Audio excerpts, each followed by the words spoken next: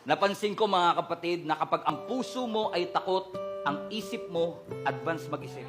Paano kapag nangyari sa akin to? Paano kapag nagtayo ko ng negosyo at malugi? Paano kung mag-enroll ako ng napakamahal at hindi naman ako makatapos ng pag-aaral? Paano kung umasa ako pero hindi naman niya pala ako mahal? Marami tayong mga what if sa ating puso. Madalas, dahil sa takot natin sa future, marami sa atin may mga assignment na ibinigay ang Panginoon pero hanggang ngayon hindi mo pa rin nasisimulang gawin kasi natatakot kang bumagsak. Because of our fear of failure, hindi man lang tayo nakapagsimula sa bagay na pinapasimula ng Panginoon sa iyo. Matagal na.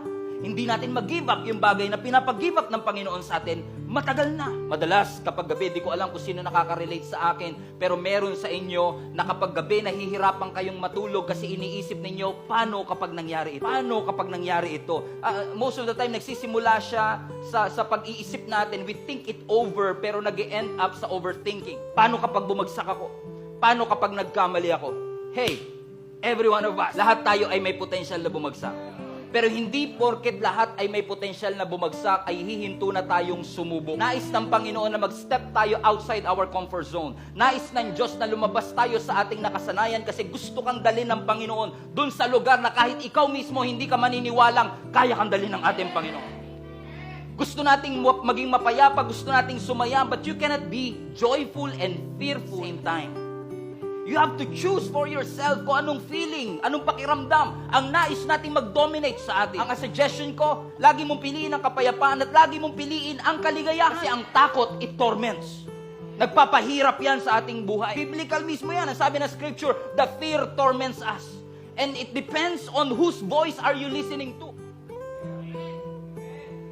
Naalala ko si David, yung story ng David and Goliath sa 1 Samuel chapter 17.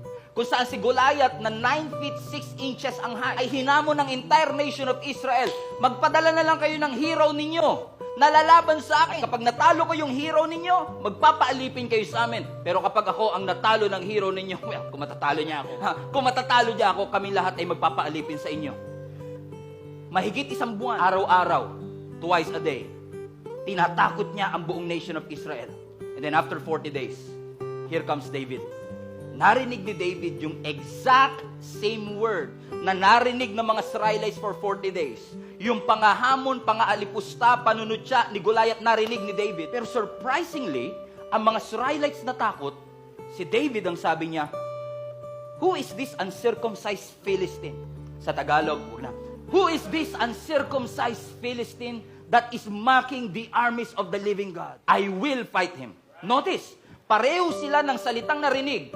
Pero ang mga Israelites nagpalamon sa takot, si David kumapit sa pangako ng Panginoon. Alam niyo mga kapatid, pare-pareho man ang sitwasyong ating pinagdadaanan, parehong pandemic ang ating pinagdadaanan, pero kailangan mo mamili kung kaninong boses ka makikinig. You cannot control what they say, but you can control who you listen to. You cannot control what you see, but you can control who you behold to. Kung sino ang iyong tititigan, kung sino ang iyong mamasdan, saan ka magpo-focus? Sa takot? O sa pangako ng ating Panginoon? We cannot control what we hear. We cannot control what we see. But we can always control our responses. I've lived in this world long enough to realize lahat tayo nakaka-experience na maranasan na yung ine-expect natin, hindi yun ang nangyayari.